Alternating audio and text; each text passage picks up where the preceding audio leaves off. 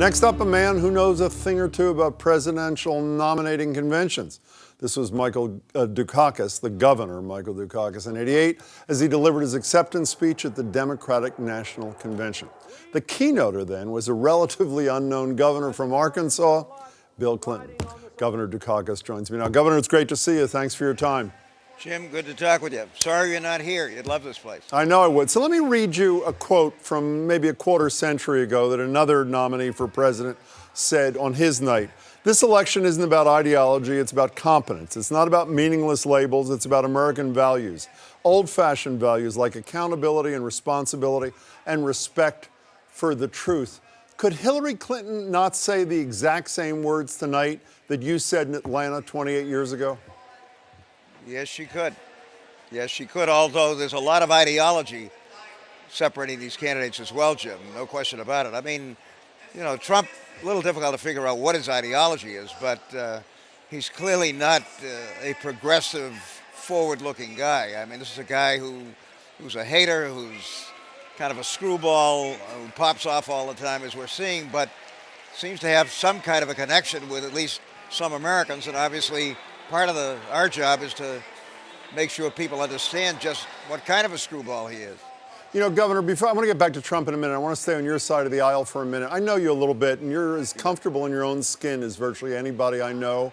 But is it hard for you to be at a convention like this, thinking that you left yours 28 years ago with a 17-point lead, the next likely president of the United States? Is that hard to deal with or no? No longer, but it was certainly hard to deal with during the weeks and months after the election, Jim. Obviously, you know, that 17-point lead was not real. I mean, you do get a bounce out of a convention. Yeah. But that was a very winnable election. And one of the things that I forgot was that the campaign after the nominating conventions is very different from the campaign before. We had run a great primary campaign, came from nowhere to win the nomination. And we've got a situation here where the next 100 days are going to be very, very important.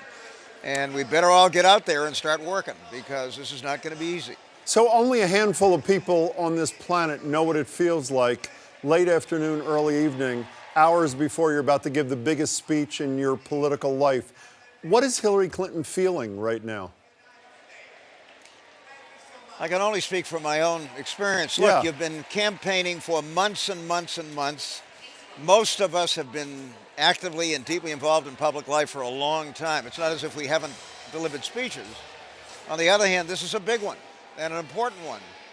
And I was very much aware of that. Fortunately, I think I made probably one of the best speeches of my life. But you've got to be concerned. I mean, I was revising and changing and kind of looking at things in the draft of the speech itself.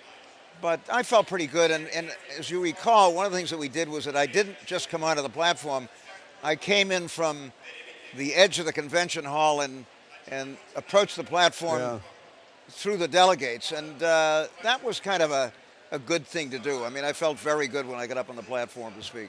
It looked pretty good from afar, too, Governor. So my take is it doesn't matter that much how eloquent Michelle and Barack Obama, Michael Bloomberg, Joe Biden were, saying you should trust this woman, even though a majority say you shouldn't, that she's likable and she's as human and real as anybody I know. The only person who can really make the case is the candidate herself. Assuming you agree, how does she do that tonight? How does she present a persona that is different from the one that people know pretty well for a quarter of a century?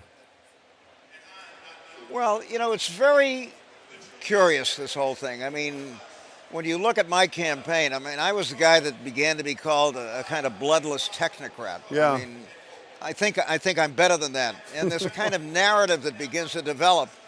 I mean, how can a Greek be a bloodless technocrat?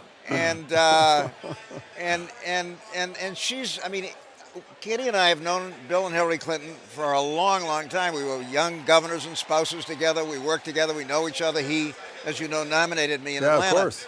And she's a wonderful, friendly, warm, interesting person. I mean, but I Governor, caricature. We don't get to know her like you do. You saw the poll this week. 68% of the American people say she's not trustworthy or honest. So how does she disabuse them of that?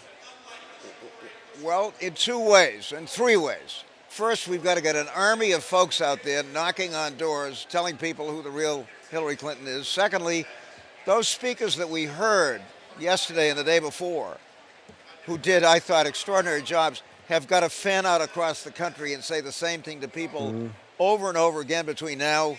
And then she's, if possible, got to be put in settings where people have a real sense of who Hillary really is. Now, that's not easy, Jim, because, how do you do that in a way that's informal and natural? But to the extent that the campaign can do that, they should try to do it. Can Trump win this election? I think anybody can win this election if we don't do the kind of job that we ought to be doing. I think it would be a disaster. And that's one of the reasons why this next 100 days is going to be so important.